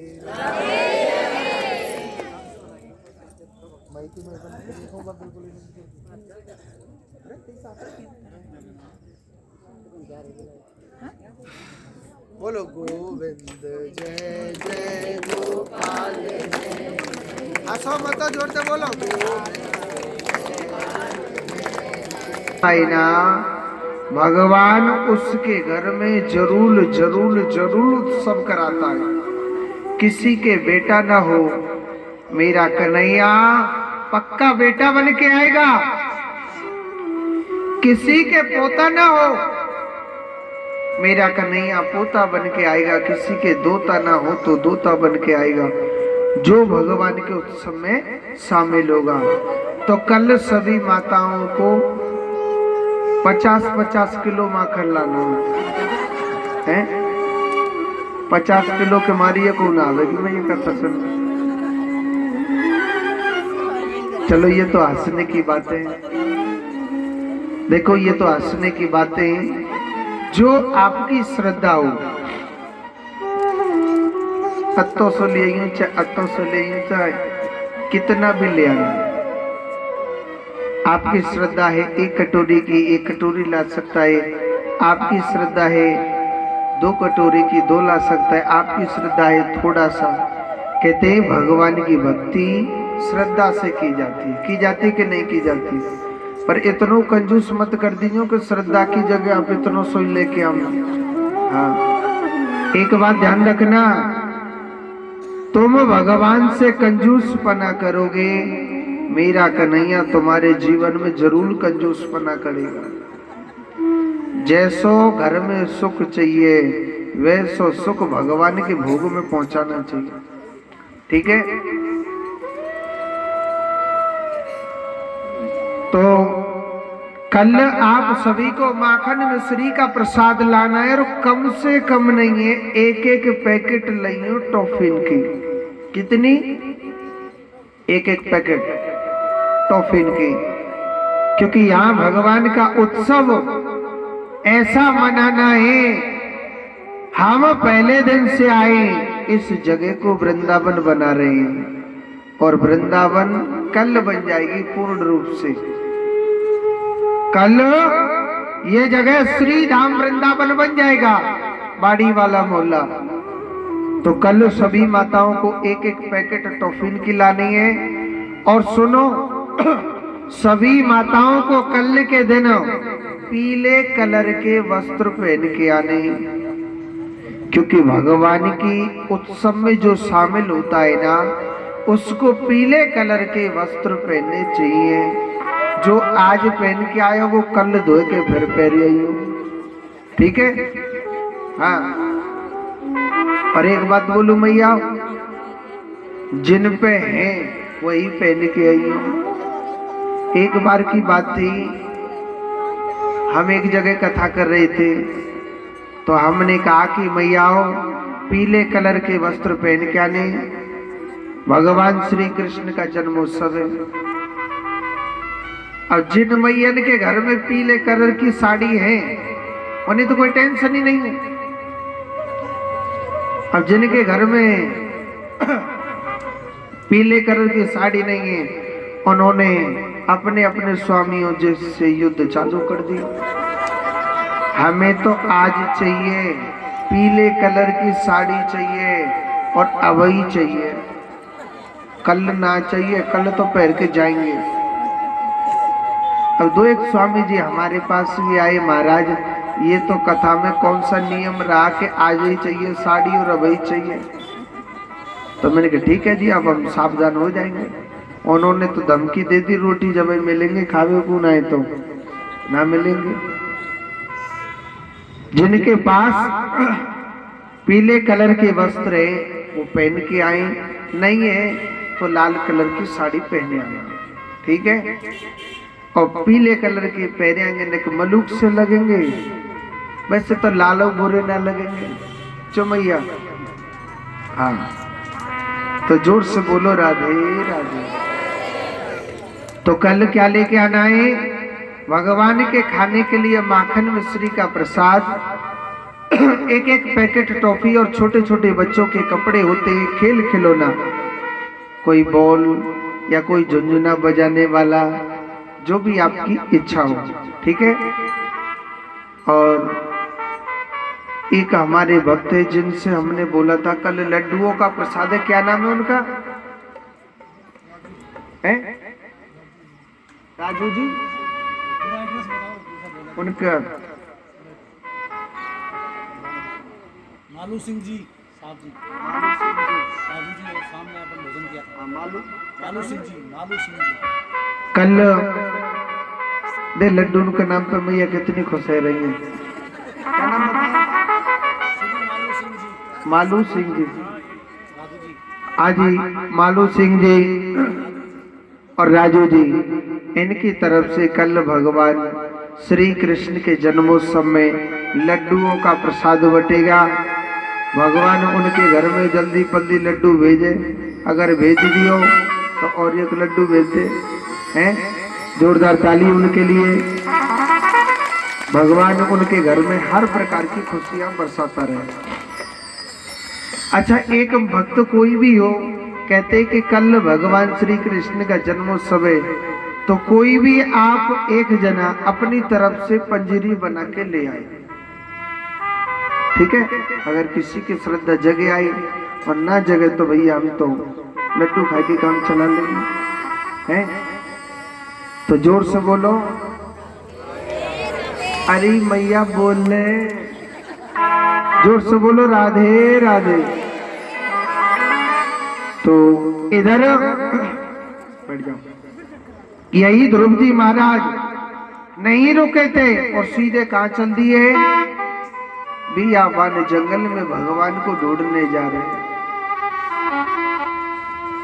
कहते हैं कि आप कितना भी दान कर लो, कितना भी भजन कर लो, कितनी भी पूजा कर लो, बगैर गुरु के कभी दान नहीं लगता। आप कितना भी भजन कर लो, कितना भी दान कर लो, कितनी भी पूजा पाठ कर लो, बगैर गुरु के कभी दान नहीं लगता है और ना ही भजन लगता है।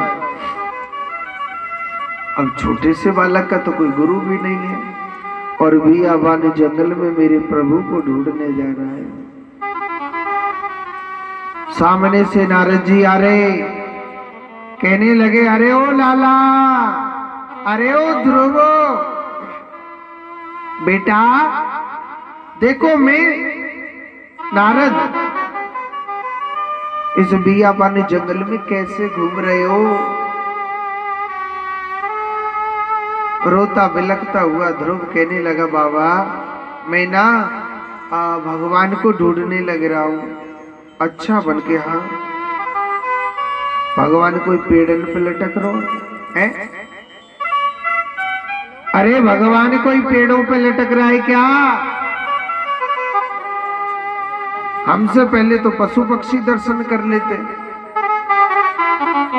बेटा भगवान ऐसे नहीं मिलता है, उसके लिए बड़ा बड़ा जप तप करना पड़ता है, बड़ा बड़ा भजन करना पड़ता है। और सुनो, देखो नारद जी पहले उसकी परीक्षा ले रहे।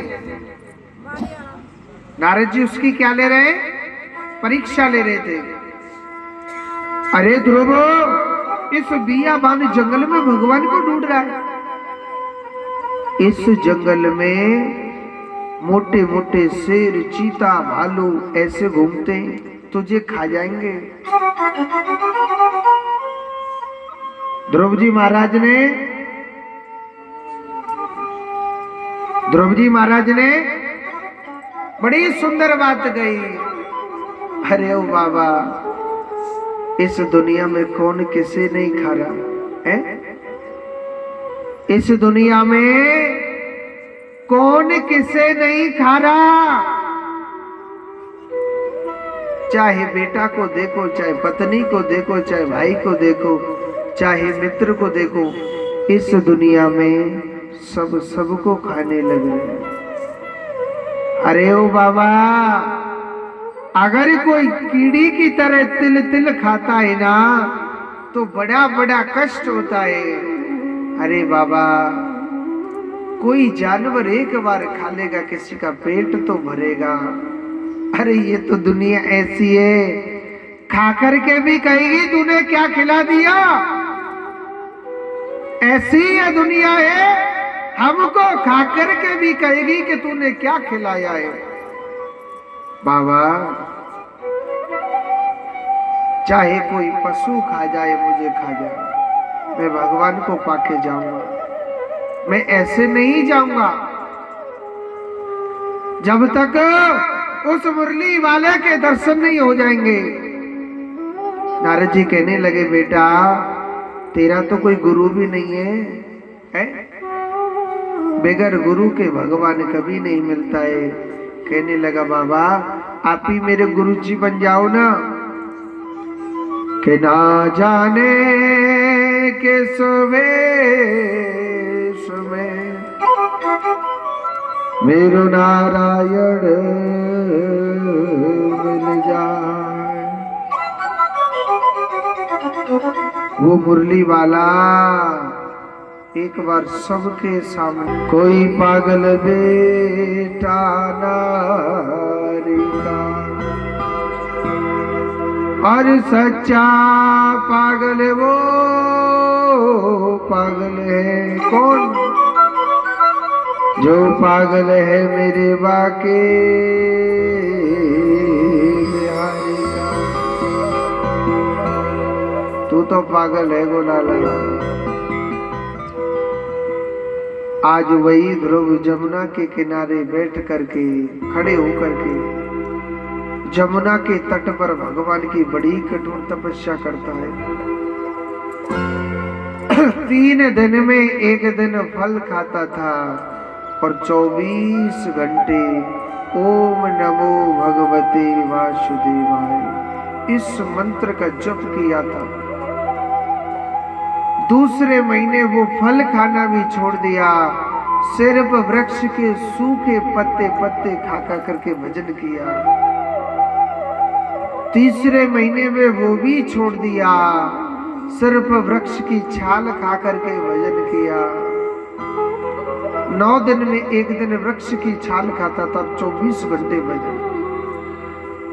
5वें महीने में सिर्फ पानी पी करके तपस्या करी थी, 4थे महीने में पानी पी के, और 5वें महीने में तो सब कुछ खाना पीना छोड़ दिया, क्योंकि ध्रुव ने सोचा, अरे हे भगवान, मेरी मृत्यु आए तो आ जाए, मुझे कोई गम नहीं, मगर कान्हा तेरे नाम की बदनामी हो जाएगी, मेरा कुछ नहीं जाएगा।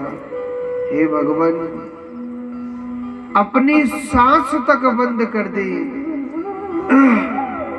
देवता लोग दौड़े दौड़े गए, भगवान के पास पहुंचे, हे विधाता, त्राहि माम, हमारी रक्षा करो, प्रभु रक्षा करो।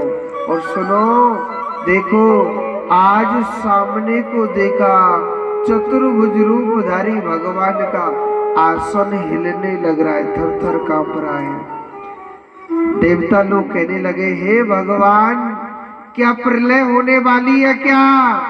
भगवान क्या कहने लगा, हे देवताओं चुप हो जाइए, एक मेरा ना छोटा सा नन्हा सा मेरा एक प्यारा सा भक्त है, वो मेरे भजन में न पागल हो गया है, वो मेरे भजन में पागल हो गया है। देवता लोग कहने लगे कि हे भगवान, आप क्यों नहीं जा रहे? ऐसा क्या मांगना चाहता है प्रभु? आपसे क्या मांगना चाहता है? आप क्यों नहीं जा रहे? भगवान कहने लगे, नहीं, वो तो सिर्फ मेरे दर्शन का भूखा है, वो तो सिर्फ मेरे दर्शन का पागल है। हे तो प्रभु आप जाओ ना। और सुनो, मेरा प्रभु तुरंत नंगे ही पैर दौड़े जा रहे भगवान, और आज भगवान चतुर्भुज रूप में सामने प्रकट हो गए। बोलिए नारायण भगवान की जय। मेरे प्रभु का इतना सुंदर रूप है, मेरे भगवान का इतना सुंदर रूप है, एक बार जो देख लेता है ना, वो संसार में किसी को भी नहीं देखेगा। मेरा प्रभु ना इतना सुंदर है। भगवान कहने लगे, हे भक्त, अपनी आंखें खोलो ना, मैं भगवान नारायण तेरे सामने खड़ा हुआ हूं। हे ध्रुव, अपनी आंखें खोलो। मगर ध्रुव अपनी आंखें नहीं खोल रहा। ध्रुव सोचने लगा, भगवान तो 4 हाथ वाला होता है, वो मेरे दिल में बैठा है, बाहर न कोई मुझे पागल बनाने आया है। भगवान को बहुत देर हो गई थी। भगवान सोचने लगे, मेरा भक्त आंखें नहीं खोलेगा। भगवान ने उसके कंठ से एक शंख लगाया, जो भजन करते करते उसका कंठ सूख गया था। भगवान ने हरा भरा किया, उसे ज्ञानी बनाया। जो चतुर्भुज रूपधारी भगवान की झांकी जो दिल में बैठी है, भगवान ने न साइड में करी थी। ध्रुव घबराने लगा, जो 4 हाथ वाला भगवान मेरे दिल में बैठा था, वो कहाँ गया? जैसे ही आंखें खोल के सामने को देखा, तो ध्रुव इतना खुश हो गया, इतना खुश हो गया। हे त्रिलोकपति, हे चतुर्भुज रूपधारी, आज तेरी झांकी के दर्शन करके मेरा जीवन धन्य हो गया। दुनिया कहती है कि भगवान ऐसा होता है, भगवान वैसा होता है, हे प्रभु, आज मैं तेरी झांकी को सचमुच देख रहा हूँ, कितना सुंदर लग रहा है। और सुनो, ध्रुव ने ना बड़ी सुंदर स्तुति करी। शंख चक्रम सक्रेट कुंडलम सपीत वस्त्रम सरसे रुहिक्षणम संगार वृक्ष स्थल को वक्ष्यामि नमामि विष्णु शिरसा चतुर्भुजम। जिस भगवान के हाथ में सशंख चक्रम सक्रीट कुंडलम, मेरे भगवान के हाथ में शंख चक्र पदम गदा लगे, वो कितना सुंदर लग रहा है। एक बात बोलो, मेरा प्रभु ना इतना सुंदर है, एक बार जो मेरे प्रभु को देख लेगा ना, वो संसार में ना किसी को भी नहीं देखेगा। मेरा प्रभु इतना सुंदर है, मेरा गोपाल इतना अच्छा है, मेरा गोविंद इतना सुंदर है। सफीत वस्त्रम, मेरे प्रभु के ना पीले वस्त्र, कानों में कुंडल पहने हुए, गले में बैजंती माला डाली है, इतना सुंदर लग रहा है कि हे विष्णु, हे चतुर्भुज रूपधारी भगवान, हे भगवान, मैं तुझे प्रणाम करता हूँ। बार बार प्रणाम किया था। ऐसा सौंदर्य रूप ध्रुव जी महाराज ने देखा था। एक बात बोलो, भगवान कहने लगे, हे ध्रुव, आज मैं तेरी भक्ति से अति प्रसन्न हो गया। मांगना, क्या मांगना चाहता? एक बात सोच करके सोचो, धन बड़ा होता है या धन का मालिक बड़ा होता है?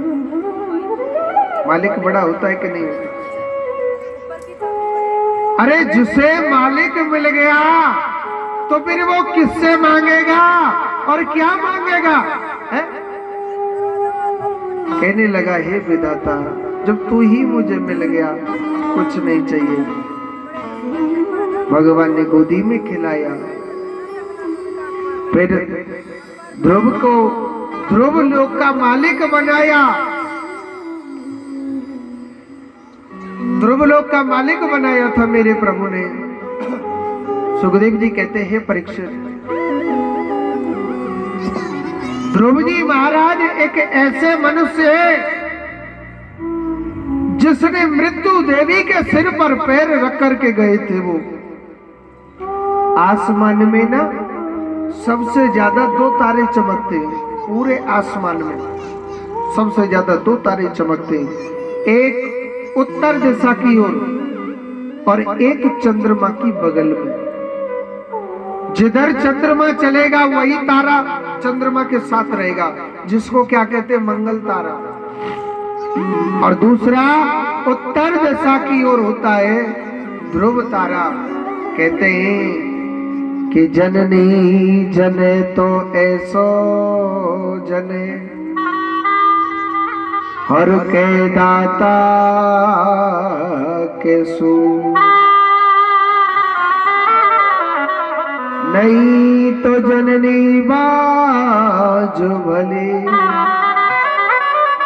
वृथा गवावे।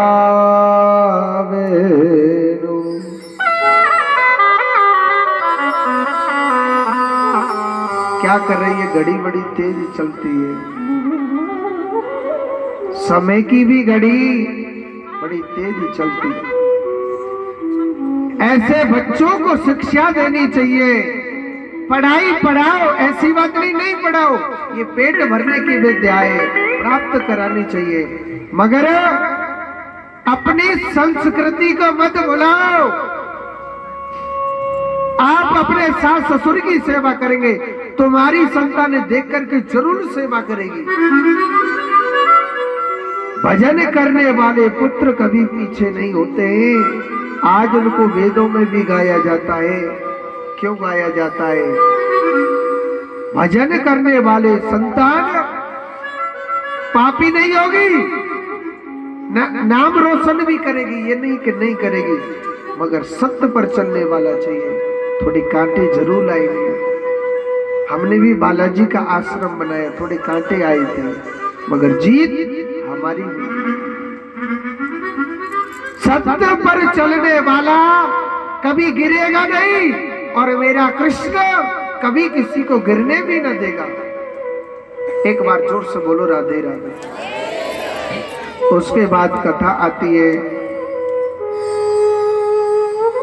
पहला चरित्र की, थोड़ा सूक्ष्म रूप से बता रहा हूं क्योंकि 4 तो मोह अंदाजो सुन के बज गई, दिखे ऊपर चले गई घड़ी। पहला चरित्र की, जिसका पिता हिरण्यकश्यप सोचने लगा, क्या सोच रहा कि उसने ब्रह्मा जी की तपस्या कर ली,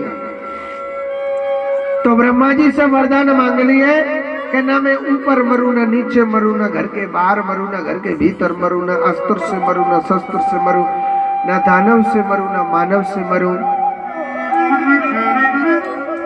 ना दिन में मरूं, ना रात में मरूं, ना 12 महीना मरूं। पाने जानू दारी के तू तो अमर है वो देखे, अब को मारवे वारो। अब तो सबसे कहने लग गया मेरा भजन करो, मेरा यज्ञ करो, मैं ही भगवान, मैं ही सब कुछ हूं। भजन अपना करवाने लग गया, अहंकार मैं हो गई, और मैं जाम में आ गई। वाको तो राधे राधे होना। मैं को मिटाने के लिए भगवान ने उसकी ही पत्नी पर एक भक्त पैदा कराया, जिसका नाम क्या रखा गया हम सब जानते, प्रहलाद जी महाराज। वो भी दुनिया को क्या बंद करेगा, भगवान के भजन से अपनी संतान बंद नहीं हुई थी, अपनी संतान बंद नहीं हुई। तो एक दिन अपने पुत्र को मारने के लिए एक लोहे का गर्म खम्मा करवाया। उन्होंने कही कहाँ है तेरा भगवान, बता, मैं इस लोहे के खम्मा से चुपका के मारूंगा। उन्होंने कहा कि पिताजी इस लोहे के भी खम्भे में देखो, भगवान जरूर मिलेगा। उसने देखा था कि उस लोहे के गर्म अग्नि के मारे लाल हो रहा, और उस खम्भे पर भी एक कीड़ी चढ़ रही थी। तुरंत समझ गया यही भगवान है। म्यान से तलवार निकाल के जैसे ही उस कीड़ी में मारी, तो तुरंत नरसिम्हा भगवान खम्भा फाड़ के प्रकट हो गए। और नरसिम्हा भगवान ने हिरण्यकश्यप का उद्धार किया था। आगे की कथा आती है गज और ग्राह की। एक हाथी को बड़ा अभिमान हो गया, अभिमान हो गया, तो वो सोचने लगा मेरी बराबर ताकतवर कोई नहीं है, क्योंकि उसके 1000 पत्नियां थी, 10,000 पुत्र थे, लाखों मित्र थे। मगर एक दिन वह हाथी जल में किलोल कर रहा था, एक ग्राह ने पैर पकड़ लिया। ग्राह माने मगरमच्छ, और जल में खींच करके ले जा रहा था। अपने पुत्र पत्नियों से कहने लगा, अपने मित्रों से, भैया मेरी रक्षा करो। सुनो, मित्र ने तो जब ही संग छोड़ दियो। 1-2 दिन पुत्र पत्नियों ने खींचा था, अंत समय वो भी छोड़ के चले गए। उसने नारायण भगवान को याद किया, और नारायण भगवान ने तुरंत आकर के उसकी रक्षा करी थी। जोड़ते बोलो राधे राधे। इधर दिति माता ने भगवान की तपस्या करी। वामन भगवान के दिव्य रूप को देख करके कहने लगी, महाराज मुझ पे आप जैसा बेटा होना चाहिए। भगवान सोच रहा हमारो जैसा तो कोई नहीं, हमें ही आना पड़ेगा। तो दिति माता के गर्भ से भगवान अवतरित होते, वामन अंगुल के बच्चे का जन्म हुआ। नाम क्या रख दिया? वामन। बोलिए वामन भगवान की। अब हमारे वामन भगवान को लेकर के आए। देखो वामन भगवान की पूजा करनी पड़ती है। ये बाड़ बाकी कथा हम कल सुनाएंगे, तो बीच में से 100-100 ग्राम जगह दे दो। बीच में से वामन भगवान आएंगे। और हमारे जो भागवत के मुख्य यजमान थे परीक्षित जी महाराज, वो वामन भगवान का टीका करेंगे। कहते वामन भगवान को दान दिया जाता है, जो भी आपकी श्रद्धा है। 10 रुपए 20 रुपए जो भी आपकी श्रद्धा है, एक एक से टीका करना है। और बामन भगवान ने हमारे बैठे बैठे 2 घंटा है।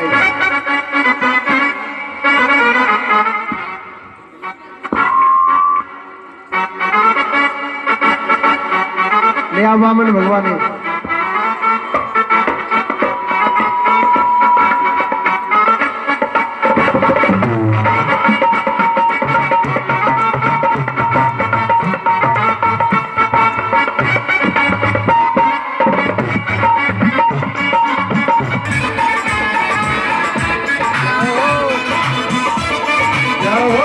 भगवान की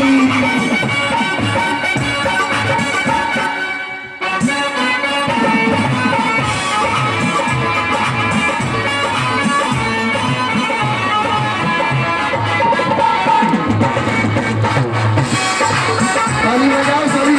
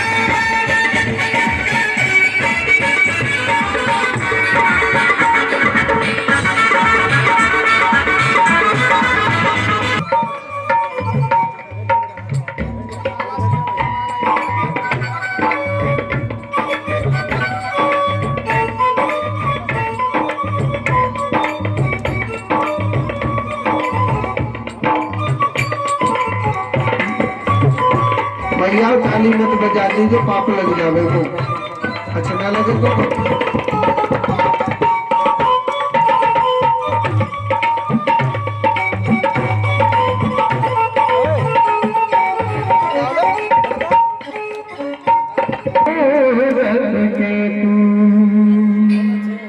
रहिए सभी मिलके कहेंगे, वाके बिहारी कजरारे मोटे मोटे,